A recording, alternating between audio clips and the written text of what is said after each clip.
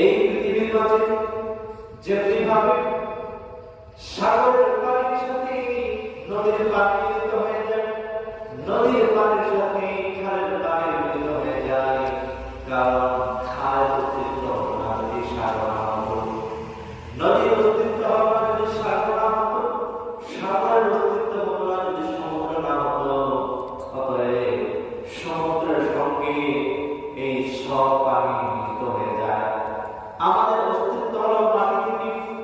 আল্লাহ তাআলা বললেন, ও বান্দা, আমি তোমাদেরকে মাটি থেকে সৃষ্টি করেছি, অতএব তোমাদেরকে আবার মাটির মাঝে দাফন করে দেব, কারণ যেখান থেকে আমাদের অস্তিত্ব হয়েছে আবার সেখানে আল্লাহ তাআলা আমাদেরকে বিলীন করে দেবেন। এবং সেই মাটি থেকে আল্লাহ রাব্বুল আলামিন আমাদেরকে তুলে ধরবেন। এই জন্য দুনিয়ার জীবনটা থাকার জীবন নয়, এই দুনিয়ার জীবন একদিন না একদিন বিদায়